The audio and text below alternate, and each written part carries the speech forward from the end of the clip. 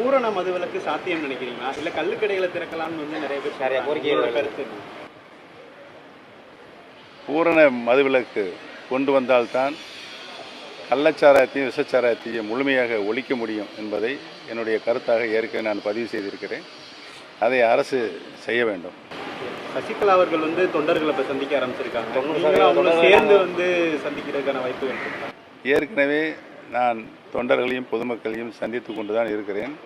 மாண்புமிகு சின்னம்மா அவர்கள் சந்திக்கிறார்கள். அவர்களுடைய முயற்சி வெற்றி பெறட்டும் என்று தொண்டர்களை வந்து இணைச்சிட்டோம் அப்படின்னு சொல்லியிருக்காங்க.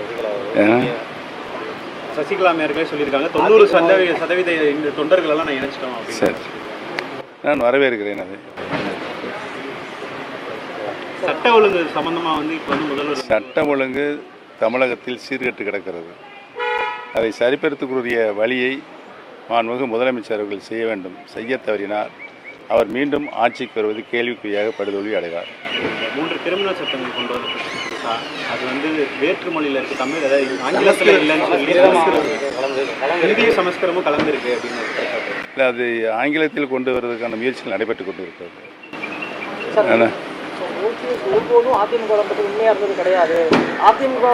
நேற்று நீண்ட விளக்கம் சொல்லியிருக்கிறேன். இதுக்கு மேல் விளக்கம் சொல்ல முடியாத ஒரு சூழ்நிலை இருக்கிறது. ஏன்னா கட்சி நலன் கருதி அவரை போல நான் தெனாவட்டாவோ சர்வாதிகாரமோ பேச மாட்டேன் என்பது நாட்டு மக்களுக்கும் கட்சி தொண்டர்களுக்கும் நன்றாக தெரியும்.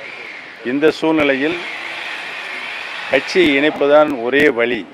நடைபெற இருக்கின்ற ஊரக உள்ளாட்சி தேர்தலில் வெற்றி பெற வேண்டும். அதற்கு பின்னால் நடைபெற இருக்கின்ற சட்டமன்ற தேர்தலில் வெற்றி பெற வேண்டும் என்று சொன்னால் கட்சி இணையாமல் அது சாத்தியம் இல்லை என்பதுதான் என்னுடைய தனிப்பட்ட கருத்து மட்டுமல்லாமல் பொதுமக்களுடைய கருத்தாகவும் கட்சியினுடைய அடிப்படை தொண்டர்களின் கருத்தாகவும் இருக்கிறது. மன்னிப்பு கடிதம் கொடுத்தாலும் நான் ஏற்றுக்க மாட்டேன் அப்படின்னு சொல்லி சொல்றாரு. யாரு? எடப்பாடி பழனிசாமி. எடப்பாடி பழனிசாமி என்னை மன்னிப்பு கடிதம் கொடுக்க சொல்லுங்க. அவர் யார்? அவர் யார் சொல்லுங்க.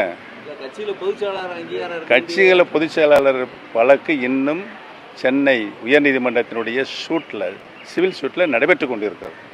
விக்கிரவாண்டி இடைத்தேர்தலில் அதிமுக தொண்டர்கள் யாருக்கு வாக்களிக்கணும்? விக்கிரவாண்டி இடைத்தேர்தலில் அதிமுக தொண்டர்கள் யாருக்கு வாக்களிக்கணும்? இல்லை, இரு இலை சின்னம் வந்து அங்கே தேர்தலில் போட்டியிடலை. அதனால் இரு இலை சின்னத்தோடு கூடிய மாங்கனி அங்கே போட்டியிடுகிறது என்பதை நான் அங்கே சொல்லியிருக்கிறேன். அதுதான் நடக்கப் போகிறது.